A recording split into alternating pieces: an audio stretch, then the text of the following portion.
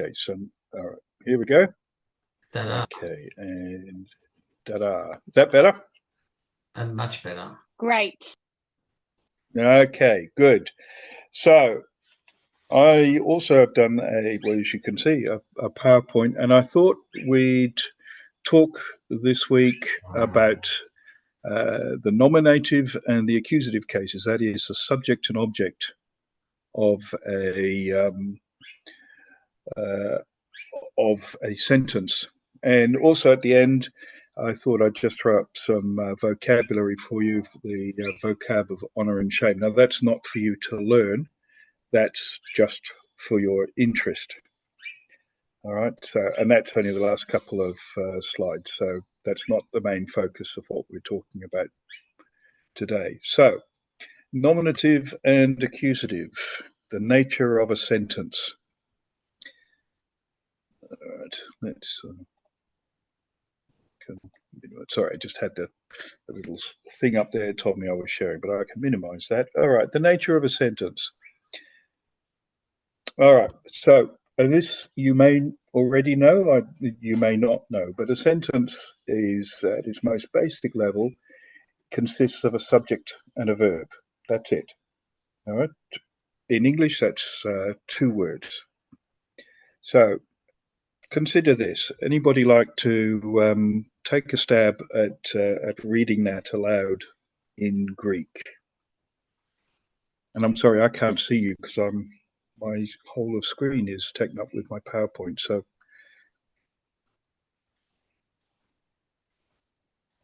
does anybody want to take a stab at reading that? I can, Mr. Montgomery. Well, Everybody else is going to chicken out. yeah, so I recognise that voice. Sounds like Greg Jenks. Of course, you can read it, Greg. Anybody else apart from Greg? This is a bit like the class, where you ask if anybody wants something, and there's, the class SWAT keeps putting their hand up, and you really want someone else to do it, but just keeps putting their hand up and putting their hand up, and you do your best to ignore them. So anybody else apart from I'm feeling Greg Jenks? ignored. I'll have a go, but Yeah, go on, it's Heidi. definitely having a go. Yeah, Eh, yeah.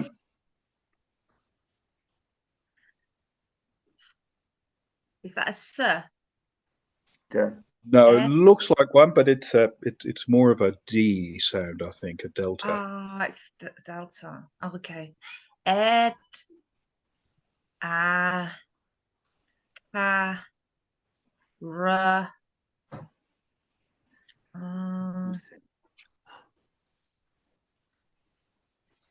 ra. I should know these. Ooh, Who? Yep. sir, Mm-hmm. eh, Mm-hmm. mm,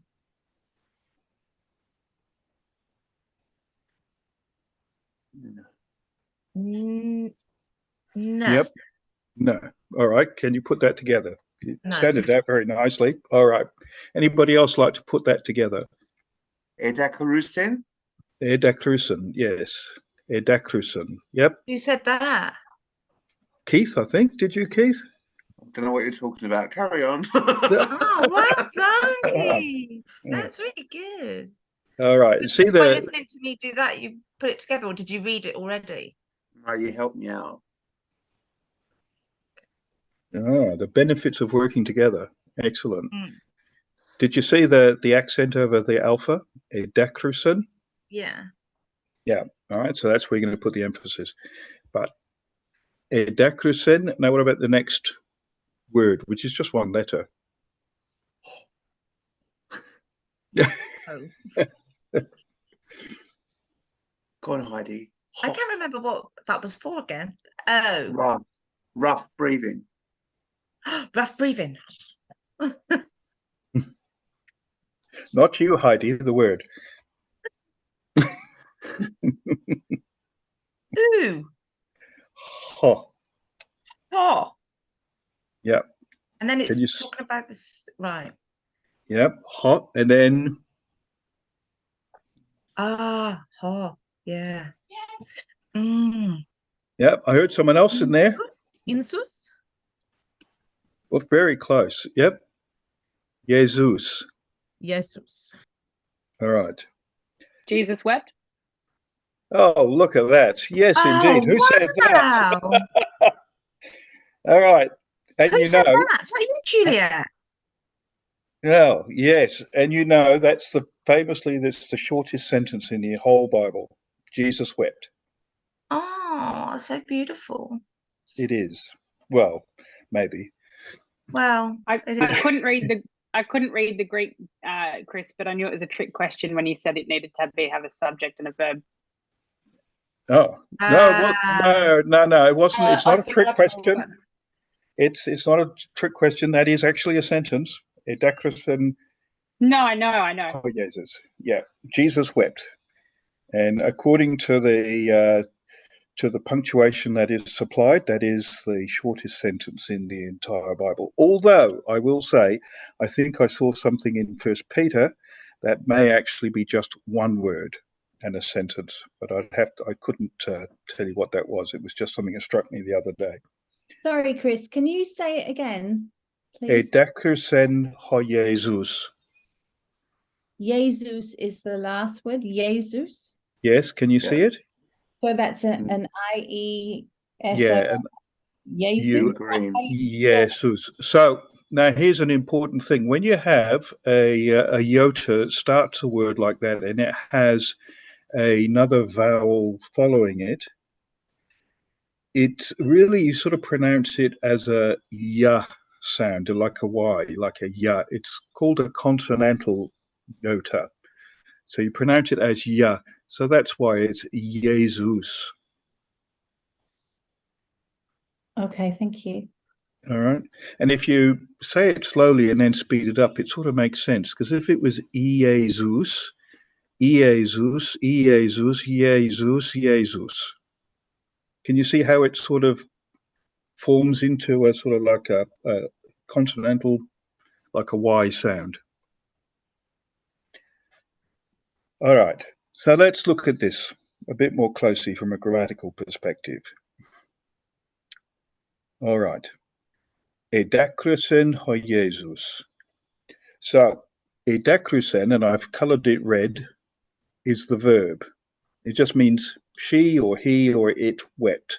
If you didn't have a subject, that's all it would mean. She or he or it wept.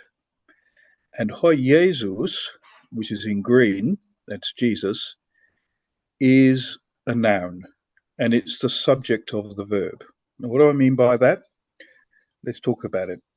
Jesus, Jesus, ho Jesus, is the one performing the action.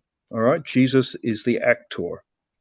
And I know a lot of American grammars, for example, talk about the subject as the actor, and I think that's actually quite useful.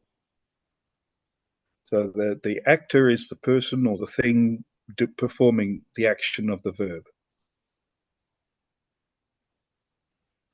All right. So now, just to show off my accordance skills and to promote the word chart tool, that's what it looks like. Despite your best interest. Yes, despite my better judgment and best interests, that's what it would look like in the word chart tool. All right. So if you were to look up John 11:35, highlight it all, and then select the word chart tool, that's what you'd see. But that's by the by, and that's just for your interest. All right, let's move on. Now, here's another sentence. Now, Heidi, you should know what the first word is. You are the keeper of this word. And No, in Greek. oh, that's so funny. Oh, K. Almost. Kai. Yep. Kai. Now, anybody want to hazard a guess at the next two words? What, the ones in bracket? Yeah, the ones in brackets. and Jesus. Jesus. Hi, Jesus. Yep. Jesus. Yep. Now, someone else. Would someone else like to read the next word?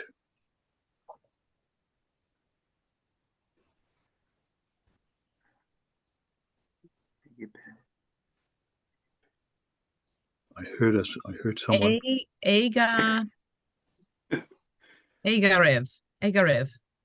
Not Ev. Ren. Ren. Agarev. Ren. Agarev. Ageren. Oh, well done. Yeah, see the epsilon and the iota there are diphthong, they're A sound, and this is also an A sound, but it's just a single letter. It's the eta, ageren, ageren. Now, the next word this is a diphthong, the alpha and the U, and it has a smooth breathing. So how would you pronounce that?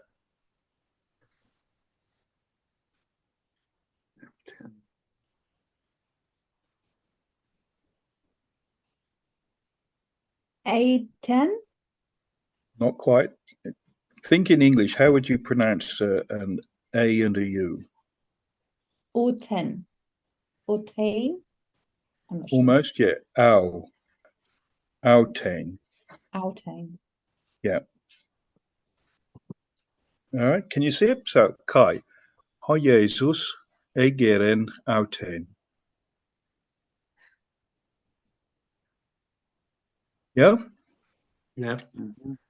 Okay. And that's Mark 1:31. All right. And you know the context of that. So, and Jesus raised her. So this is a bit more of a complex sentence, all right? Egeren, she or he, it raised. And I shouldn't have put the word her in there, but anyway, raised is the verb. And ho Jesus, Jesus, is the subject of the verb. Does that make sense?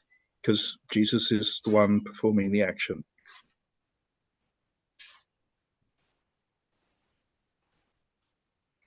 All right. But this sentence adds another word, and that's the word autain. Autain. All right. Her. And the her referred to here is, anybody want to guess this one or attempt this one?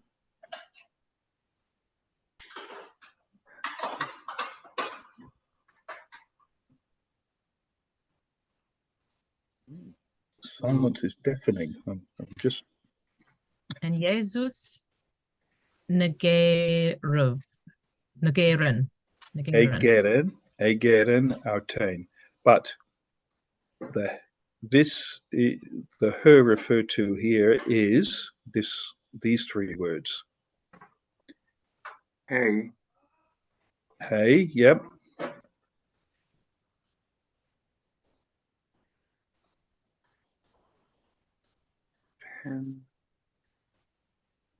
Panthera. Yep. Excellent. Panthera.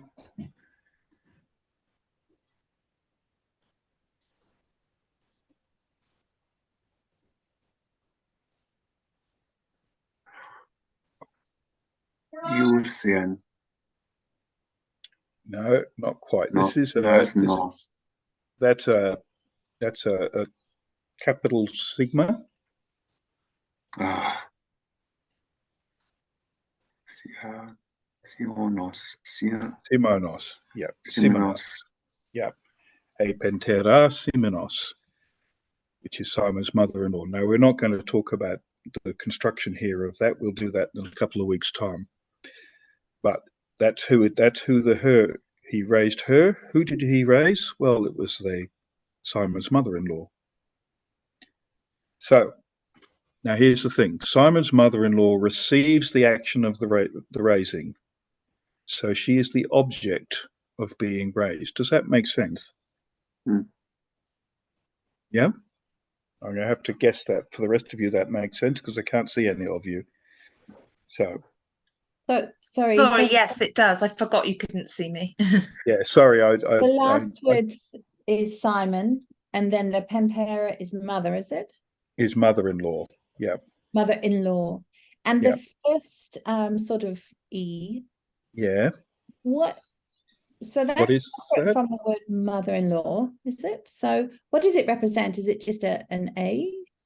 So hey is the feminine form of the definite article. Okay.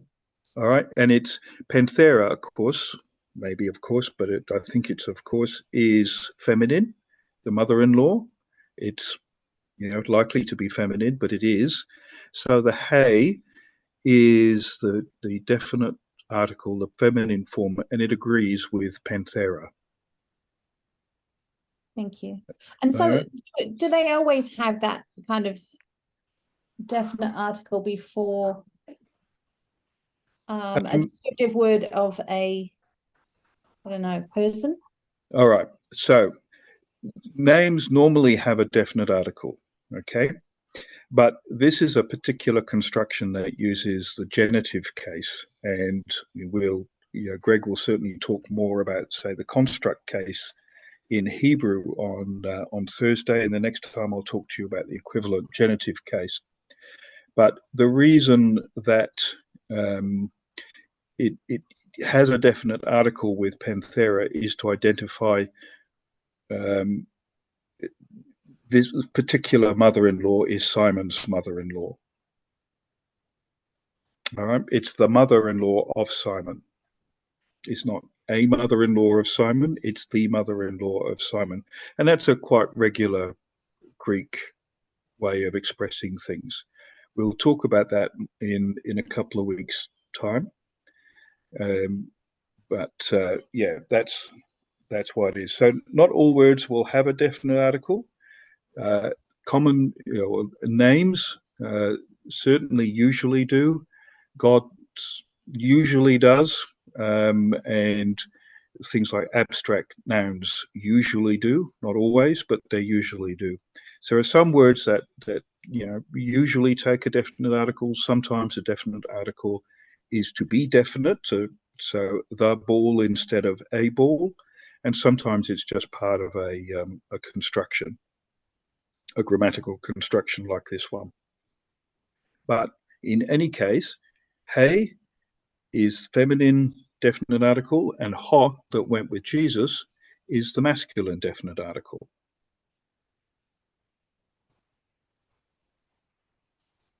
Clear as mud. Clear as mud? Yep. All right. Who said that? Oh. No one.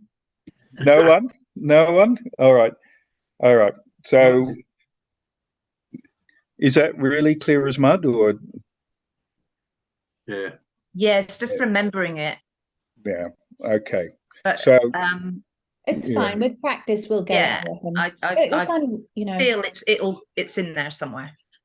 Yeah. All right. Now, Greg, are you talking about the definite article more on Thursday? I'm feeling really affirmed because I talked about the definite article last week Hmm. and at some length. And then we are actually going to be reviewing all of that on Thursday of this week. And Okay. basically any time a noun is definite, which will be a lot of the time, you can expect to have the definite marker there, both in Hebrew and in Greek. Yeah. More so than we... Does everyone understand? We would in English, yeah. Does everyone understand what we mean by definite article? No. Okay, so they're used differently in each language, so you've got to hold that into consideration. But you have 3 articles generally in English. You have definite, which means the, like it distinguishes a specific thing, object. Yeah. You have indefinite, a or an. Yeah. And then you have what we call partitive, so part, some of. So for example, a pie, indicating it's one possible pie. It's indefinite, it's something, but it indicates it's a pie. The pie or the pie is the definite article, as in that's the one I've chosen, or it's the pie for the party. And then a partitive is a slice of pie. So they're just tools to help indicate the relation in the sentence to subject and verb and object. Now, each language, like I say, is different. In Greek, as Chris is identifying, you've got masculine, feminine, neuter, whereas you don't have those distinctions so much in Hebrew. And they also will have different roles, but they are really important to understand. So is that the nominative, accusative, genitive, Chris? That's So this is that where that comes into play? Yeah, so this is Yeah. the nominative form of the definite article, and it joins with the nominative penthera. And Yeah. Simonos So the is sequence, genitive.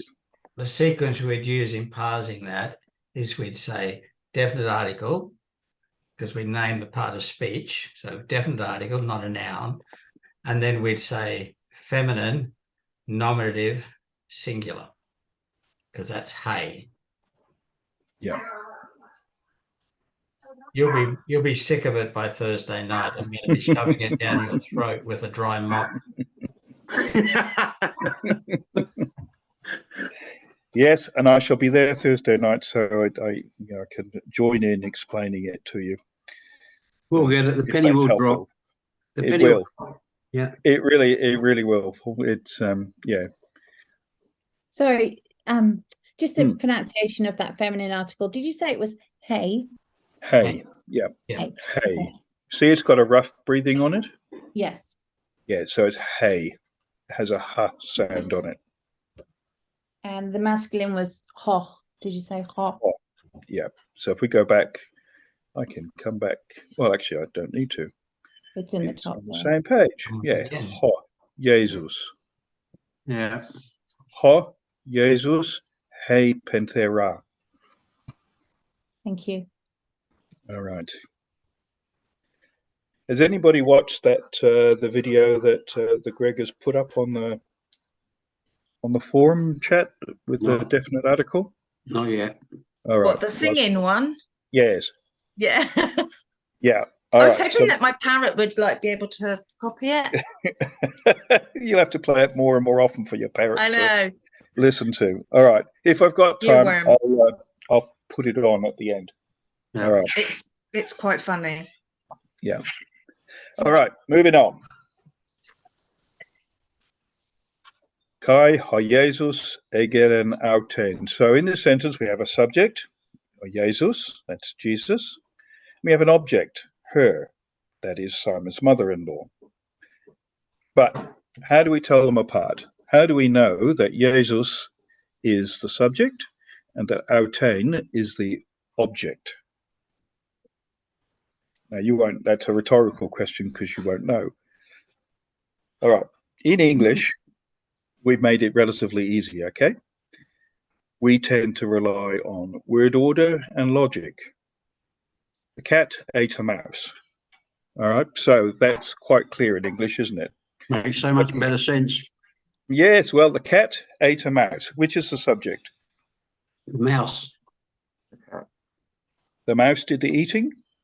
No, the cat did the eating. All right, so the cat is the Eight is subject. the subject. No, ate is the verb. Yeah. All right, now someone ate or The cat. something ate. Ah, So the cat. the cat, because it's the subject, we know it's in the order that it ate. And what did it eat? A mouse. A mouse. Thank And the you. mouse is the object. That's right. Yep. So you could also have the cat. I never ate learnt the this at parrot. school. You could have Yeah. the cat ate the parrot. Yeah. Well, you could. And the parrot would then become the object of being eaten. Oh, are you hearing my parrot? No, what's he? He's decided You can hear him, can't you? he's decided that, oh, this is rough. I'd better learn that song. So he's now reciting it, is he? Yeah. Yeah. All right. So the meaning of that's usually clear because the subject comes before the verb, right? The cat is the Yeah. subject and it ate a mouse, and the object follows it. That's quite normal in English. And well, because logically, mice don't normally eat cats. except in very specific circumstances. So if the cat's dead and the mouse is really hungry, maybe it will eat a cat, but usually not. And as we know, cats regularly eat mice, but not the other way around. But that's a trope. So, and there's a headline: Mouse eats cat. That would be very strange. All right. So, in Greek, it's a little different. So normally, and in lots of cases, I won't say normally, maybe in lots of cases, Greeks also tended to rely on word order and logic. Because, you know, when you're listening to a bunch of Greek, sometimes it's good to have subject, verb, object. It's a lot easier to understand. You don't have to do any sort of mental gymnastics to try and work it out. All right, so in this case, kai ho Jesus egeren autein, subject, verb, object. Jesus raised her. That's nice and logical, nice and simple. I don't have to think too much about that. Does that make sense? Yeah, that one does. Yep. Okay. And Jesus raised her. Subject is before the verb, the object follows the verb. Yeah. Simples. But, Not you a- know, because this is Greek, it's not always the case. All right. So sometimes the object comes before the verb and the subject follows. So then you've got to do a bit of mental gymnastics. All right. So this is one we know. So is that Kai. common, Chris? Hey? Is it quite common? Reasonably, depends on who's writing. Okay. All right. So, Yeah. and we see similar things in English literature. Oh, yeah. So this is Kai ho Jesus egeren autein. Just like English, nothing much to see there. Jesus raised her. But look at this. We've seen this one. Edakrusen ho Jesus. What's happening there? Jesus wept. You've got Yes. the subject and the last. I mean, sorry, The subject comes last. That's right. It comes after the verb. Oh, no. So how can you tell? Because it's got the O with the accent. All right. That's pretty good guess, Heidi, but it's not quite right. So I'll tell you. It's pretty good, though. All right. So never fear. Greek's clever like that. It is. It is. It's really clever. I just It need to know the changes the- code. It changes the ending of the words.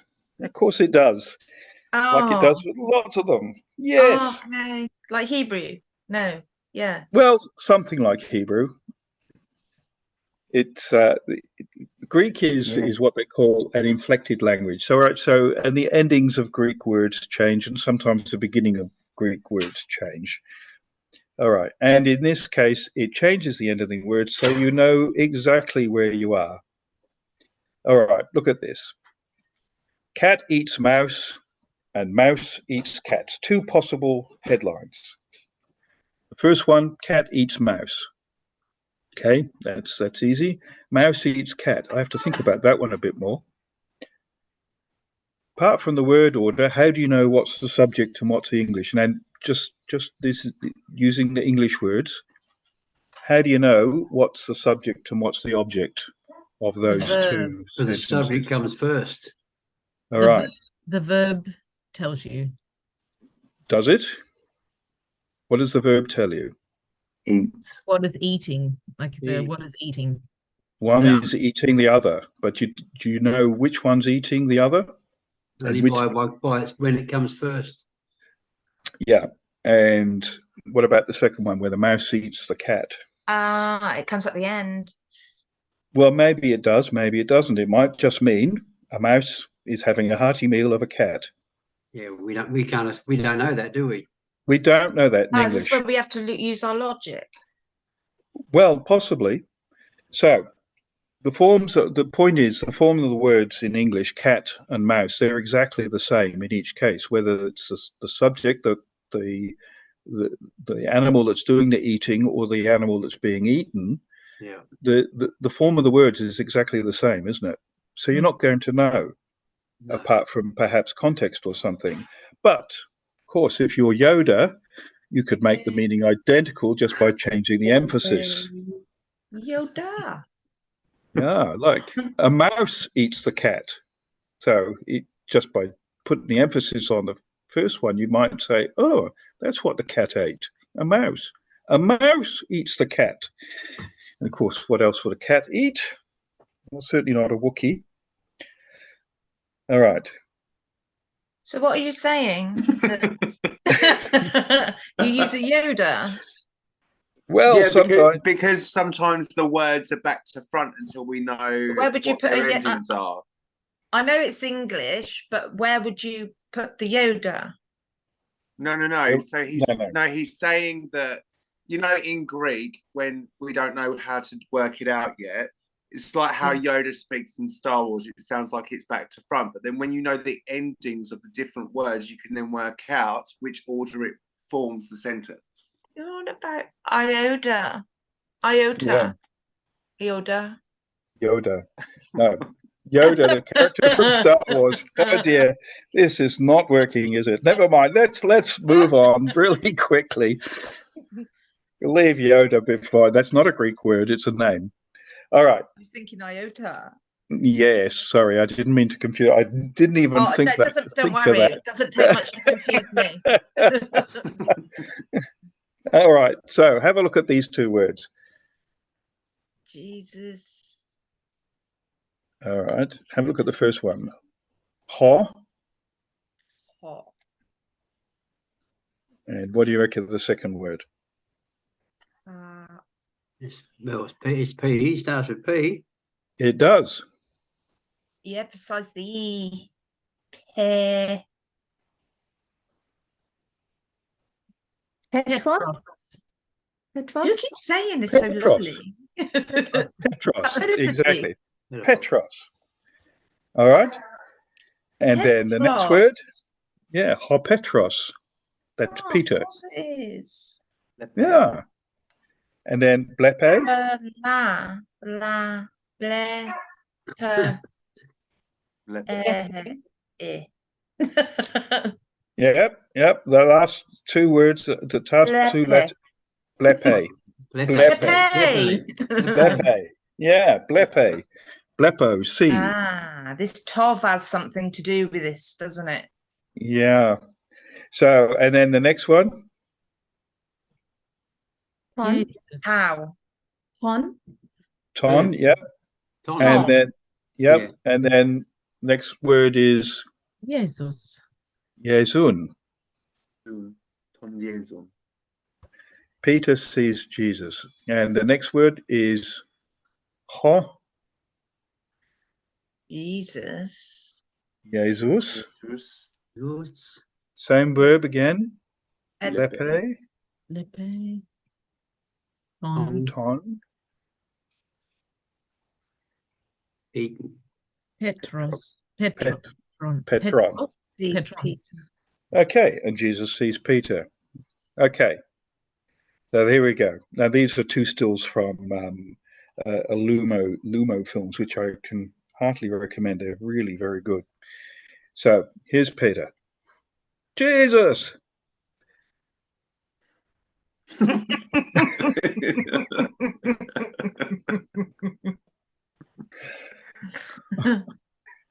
Just mean when I see the bill. What'd you say? All right. So the two same people are seeing, but what's different? What do you notice that's different in the form of the names in each sentence? So in the first sentence, Ho Petros blepe ton Jesun. It's the way they're ending. It's The way they're ending. Ah, What do yeah. you- Are they? So there's Yeah. sometimes it's an A and S, and sometimes it's an un. Finishes with an Yes. S. Oh.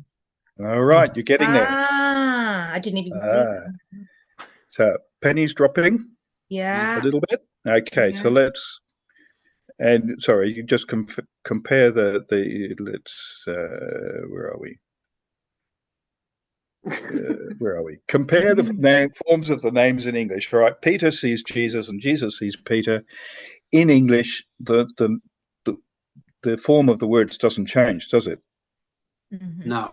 Whether it's the subject or the object. That's okay. right. Okay, good. So we're getting there. But All right. yeah, both names change. They do, depending on their function in the sentence. You all right? Yeah. Okay, and we'll talk about that. So when Peter sees Jesus, he's the actor, and his name has an os ending. Yeah, Okay, Petros. Yep. All right.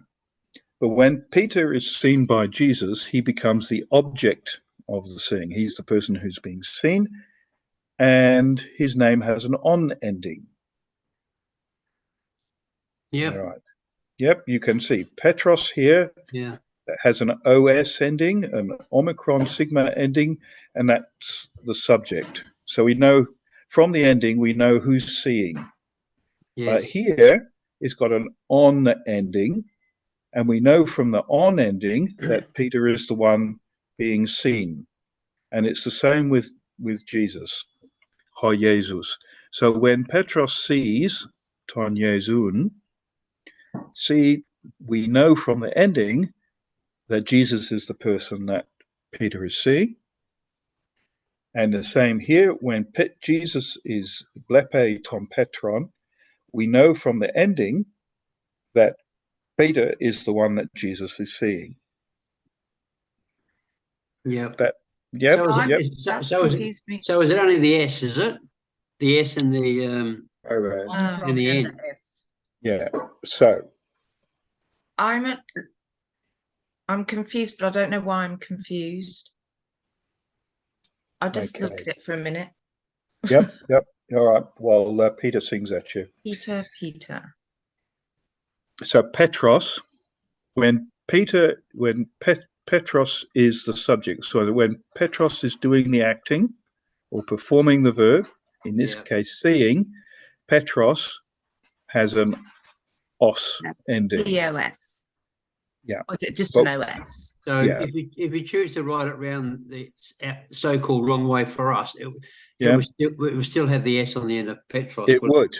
Exactly, and that's exactly the point. So if we were to reverse that sentence, we would have ton Jesun blepe ho Petros, but Petros would still be the subject, the one doing the seeing.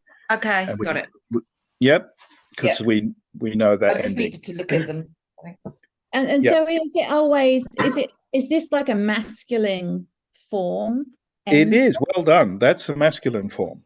So and it's always the N, the Greek N. So for this is the. Or is it just these names happen to be? Yeah, these are nouns ending in the O sound. Yes. Okay. All right. And so this is the way that it works for them. There are other nouns, of course, like the feminine nouns are the A and the A endings, and they also have a nu on the end, but it's not omicron, it's not on, it will be an or ain, but still with a nu ending. So what's the purpose of writing them back the other way when you've got to, like in English, if you put it around the wrong way, it makes sense. Why then in Greek do they want to put it around the other way? And then have to show that you put it around the wrong way? All right. The thing is that when you're writing in Greek, you have a lot of flexibility about how you write because it's usually clear from the endings about what you mean. Yeah. But the thing about if I put Jesun at the beginning and Petros at the end, by putting Jesun at the beginning, I'm emphasizing the fact that it's Jesus who Peter sees. Who he's seeing. Okay. Yeah. All right. Because I really want you to understand that that's an important thing. So is that when you would use it like that then? It's when you want someone to actually, when you're emphasizing the person they're looking at or whoever you're looking at. Yeah, it very often is. Yeah. As with the mouse eats a cat, it's about emphasizing, well, it's a mouse that the cat ate. It wasn't a Wookiee. Yeah. But in English you can't distinguish that. Not so much. You can, if you were reading English and you understood it that way, you'd have to, in your mind, or when you read it out loud, you'd have to put an emphasis on the first word to make it clearer that that's what's being eaten or seen or whatever. Yeah, all right. That's good. Yep. Thank you. Yep. Okay. All right. Let's move on. So when Jesus sees Peter, he's the actor, and his name has the us ending. Or Jesus blepe ton Petron. Jesus sees Peter. But when Jesus is seen by Peter, he becomes the object of the seeing, and his name has an un ending. So it has a new ending on it. All right. See? So there you go. See how clever Greek is? It's good, isn't it? It is good. It really is good. It's much better than English. I want to learn it. I want to learn it because I want to go live in the Mediterranean for a while. Well, you start spouting Koine Greek in the Mediterranean, they'll have no idea what you're talking about. That's fine. It'll be like if you were sprouting Chaucerian English in England. Well, it's going to be the same if I go there and speak English. So. Well, that's a fair point. I'll take that. That's a fair point. All right. I've got to go, guys. I got school tonight, so thank you. Yeah. Okay. Good. So these are called case endings. All right. So those endings, the os and the on, they tell you what function a word has in a sentence. In this case, they tell you the os ending is the subject of a sentence, and the on ending is the object.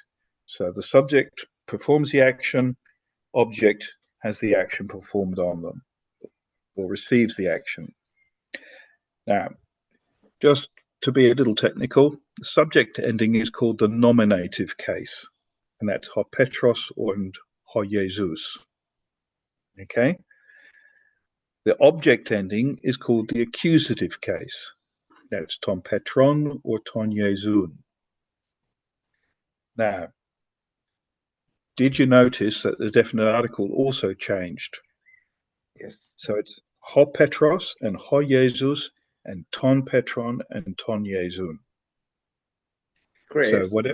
Yes. Who's speaking? Am I right? It's Keith. Okay. I'm right in understanding that the definite article needs to match the what you it are. works with. Okay. It will match the noun that it appears with. All right. So that's a clue then for working out. It is what it is. Yeah, it is. That's a good pickup. Yep. Might have heard somebody say that last Thursday night in the class, but yeah. So the definite article, it will correctly reflect, assuming, now bear in mind, ancient people could make mistakes when writing Greek, just like modern people can make mistakes when writing Greek or English or whatever. Okay, so mistakes happen. But if it's correct Greek, then the article will reflect the correct paradigm for the article. There won't be any typos in the article. That doesn't mean, for a simple word like Petros, ton Petron, tu Petru, to Petro, but that's not going to work with a noun like Jesu because it's an irregular kind of stem. So even though us and un and so on will look a little bit different, the article will always be perfectly recognizable.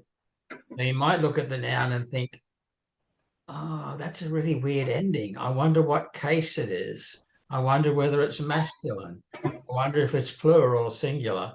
The article will clarify that for you. Okay, so yes, it'll be correctly paired with the noun. The article will be correctly written in the distinct paradigm form for the article. The noun, depending on how the stem is composed, and whether if you get two O's next to each other, they will become an U, not a double O, for example.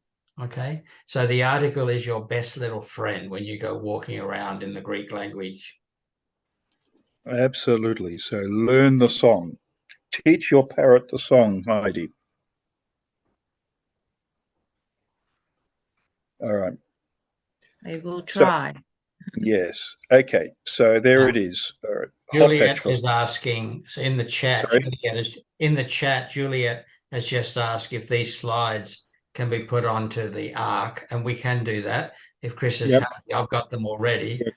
So if Chris is happy, Absolutely. I'll put the PowerPoint up on probably last Yes. week's page, the area for lesson 2, because this is the tute that goes with last week. And then of course the video from the tutorial will be there as well. It's great viewing, believe me. Yeah. Okay. Excellent. Thanks, Greg. Yes, and please do. All right. So there we go. Petros blepe ton Iesu. Nominative. Petros is the subject. There's the verb. Accusative ton Iesu is the object. Peter sees Jesus, and ho Jesus blepe ton Petron. Nominative subject. Verb, and then the accusative, the object. Jesus sees Peter. All right. Now, this is just a bit extra for Hebrew, and I said to Greg and Zoe to jump in. Of course, in Hebrew, there's no accusative case to tell you what the object of the verb is, but as we've already seen, Hebrew tells you the object by using a special marker to indicate it, 8. Which occurs incidentally 11,002 times, and in German, helpfully, it's called the accusative particle. And how helpful was that? All right, now Greg or Zoe, do you want to jump in and reinforce Let me start with the non-technical thing. So there is, of course, an accusative case in Hebrew, just as there's nominative and others, but they don't indicate it by using case endings. All right. There's also accusative case in English, but we don't have case endings. But we do have accusative case. The direct object of the verb is necessarily an accusative case, but you can't tell that just by looking at the morphology, the shape of the word. So that we don't have case endings in the same way that we do in Greek, and just for the heck of it, as we do to a lesser extent in Arabic as well. But there is still an accusative case, and they will often, but not always, mark the accusative case by putting in this little et or 8. The aleph, zere, tau, 8. And so in Genesis chapter 1, Bereshit bara Elohim et ha-shamayim, et 8 ha-shamayim, va-et haaretz. So the 8 is a kind of, in case you're wondering, yes, this really is the direct object. But it's we tend to call it a direct object marker. The Germans call it an accusative marker or particle, but it's the same thing. Yeah. Oh, the Hebrew's there. Here I am doing off the top of my head, and it was there it is there. Yeah. It's on the screen anyway. I'll shut up at this point. Yes. All right. So that's all I'm going to say about that. Now, just quickly, the language of honor and shame. I'm not going to spend a lot of time on this, but in Greek, there are 2 principal stems that express honor and shame. And these honor and shame are really foundational for understanding the New Testament. Now, these words don't occur a lot, but the values associated with them are there to be seen if you know what you're looking for. And I'd certainly, if you can find some books that tell you about the principles, the values of honor and shame in Mediterranean society, I think it's they're well worth reading and deepening your understanding. But in as much as the language of the New Testament talks about honor and shame, they are words that begin with tim, and that's for honor, and isk, and that's the word for shame. So using the paradigm of the word families, this is for tim. The stem tim gives rise to such words as time, honor. It's 41 times in the New Testament. Timao, to honor, 21. Timios, honorable or precious or rare. I would prefer honorable as a translation normally there. Timiotes, an abundance of costly things, a display of wealth.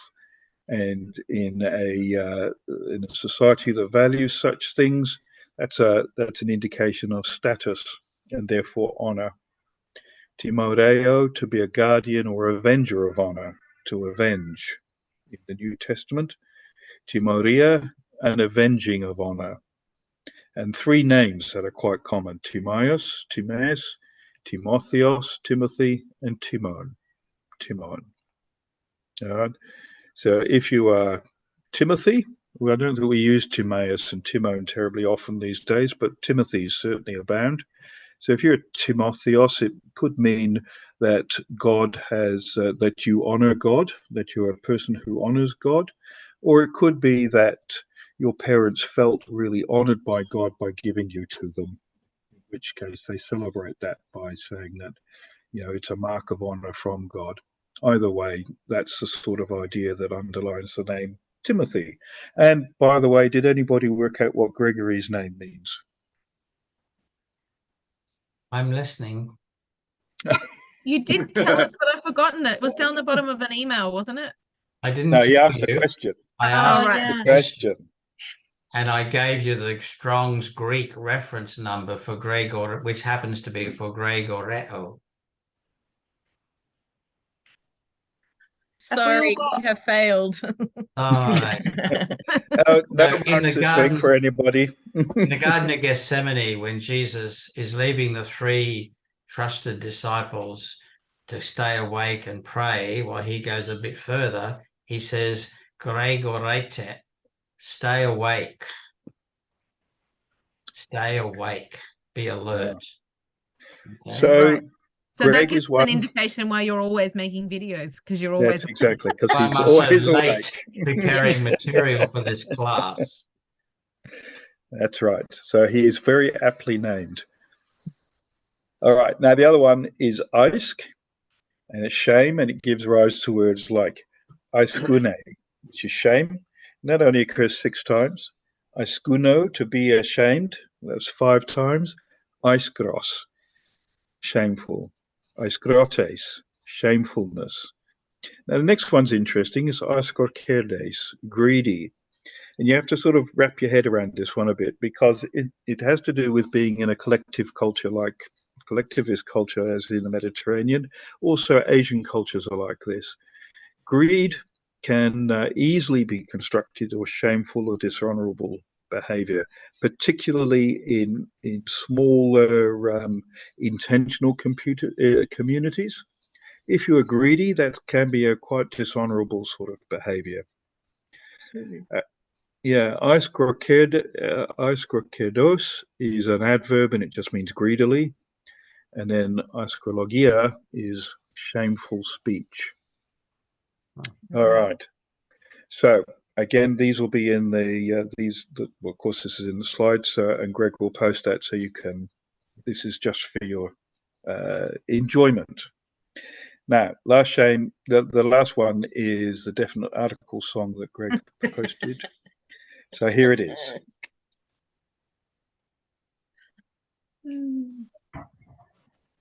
We're not getting the audio coming through from your feed. So this is Silent Night does the definite article.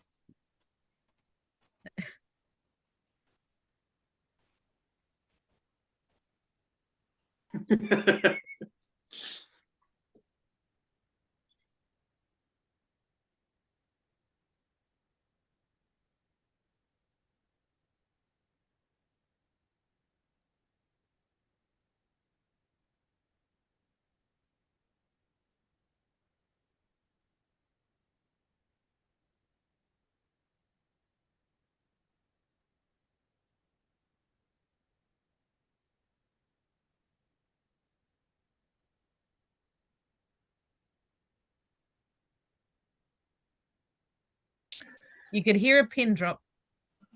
Oh, that's funny. I didn't hear it, but obviously I've watched it, and I'm not sure why. Why is there a sheep, and he's going bang? Let's unpack that on Thursday night when we do a bit more work. Okay. The Greek word for sheep is probaton, top probaton, which is the accusative singular neuter. And that's why they were pointing at the sheep and saying ton, probaton, the accusative, that one over there. Ah, I Yeah. sort of understood the ha ha ha one. Okay. All right. Well, it may have been too complex, but yeah. So just a quick reminder, I've made a few notes of things I'll try to pick up and talk about again on Thursday night, including how we break words into syllables. So we make it so it's easier to go beyond just making the sounds to actually saying the words. Obviously, we'll be talking about the articles a fair bit this coming Thursday, as well as the case endings in Greek in particular. Tomorrow from sort of early tomorrow morning, 6 o'clock tomorrow morning till midnight on Wednesday, the second quiz is open for your diversion, your pleasure, and your delight. So go and have fun with that. And we've changed all the settings on all the quizzes. So once I've marked them, which will be sometime on Thursday morning, then you'll be able to see the marks and so on will start showing up. And the other thing I'm going to do, Kirsty, that the quiz, is it open till midnight Wednesday? Did you say? yes, midnight, but not 1 minute after midnight on Thursday morning. Okay, so, so midnight Wednesday. 6 a.m. on Tuesday to 23:59 on Wednesday. Yeah. Okay. Cool. Thanks. Okay. Yeah. So it's like a day and a half, or a bit more than a day and a half. And that's so we didn't want people jumping into the quiz before they had a chance to do the tutorial or to look at the video from the tutorial. So I'll try and get this processed ASAP. But we wanted it out of the way before we got to the next class. So it's kind of trying to stream things in a sequence. The other thing I'm going to do in the next little bit, Kirsty has asked, could I make a little pronunciation video for the vocab items? So I'll do that shortly as well. I'll probably start just by doing one video where I work through all 100 words. But I'll do them, week 1, week 2, week 3, rather than doing it 10 different times. Very good. Okay, and that'll be up on the ARC site by tomorrow morning because Gregor Tet doesn't sleep. Bless you. All right, so I'm going to kill the recording